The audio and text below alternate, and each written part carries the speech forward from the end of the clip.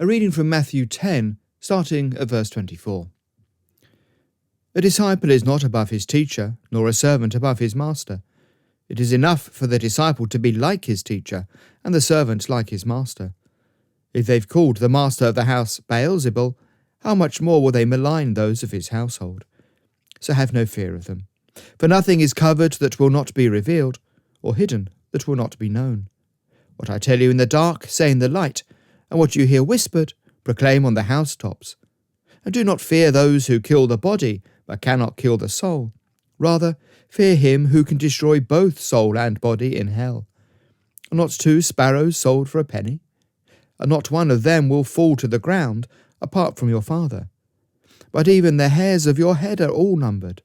Fear not, therefore, you are of more value than many sparrows. So everyone who acknowledges me before men, I will acknowledge before my Father who is in heaven. But whoever denies me before men, I also will deny before my Father who is in heaven.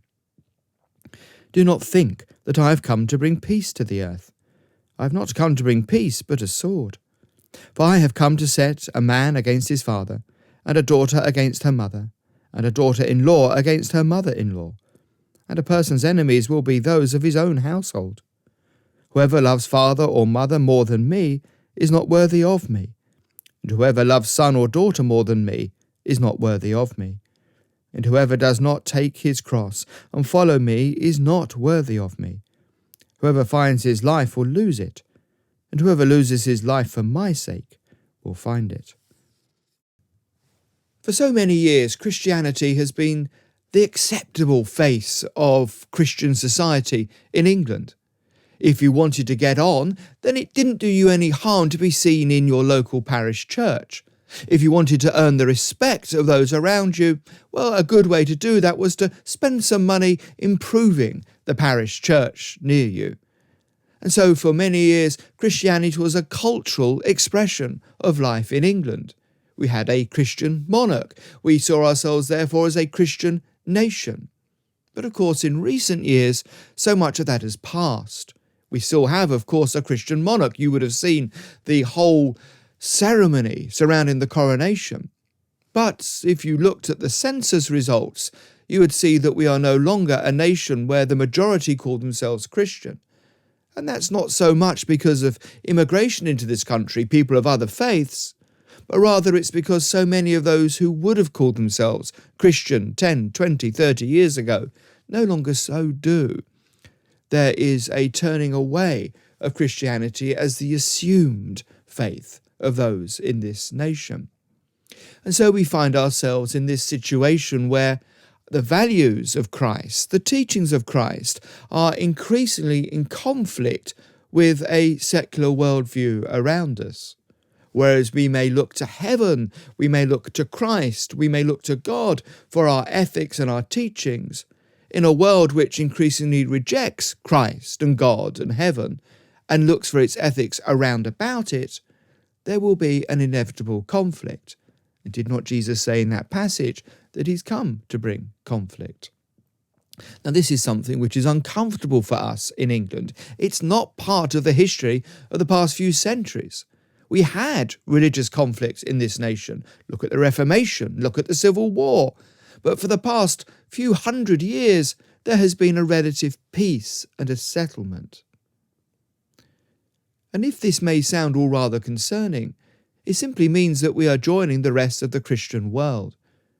I spent a lot of last week in a consultation between Eastern Orthodox, Oriental Orthodox, and evangelical Christians. This was a global gathering.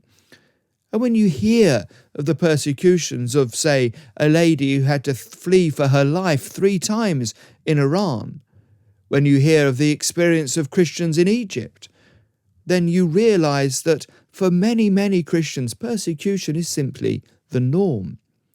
When you hear, as I heard of friends of mine who were brought up in Russia, of their experience under the Soviet Union, you realize that oppression against Christians is something which is par for the course.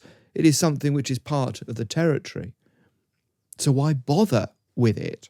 Why not simply give up and accept and adopt the values of society around you?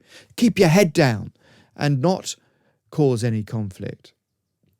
Well, I suppose the reason is that the Christ that we follow, good and true as he was, good and true as he is, himself was crucified.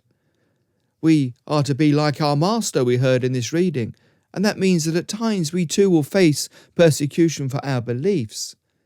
But in the end, if something is true, it's true. If something gives life, it gives life. So we can't simply jettison God, because God is God. Yes, Christianity brings with it at times suffering, but Christianity also brings with it at all times an overwhelming life, a reconciliation to God and a wholeness. Yes, Christianity may bring with it at times periods of persecution, but Christianity also brings with it eternal life. So if you find yourselves ostracized because of your beliefs, you're simply following the path that Christ took before. It may not be comfortable, but it is the path to eternal life.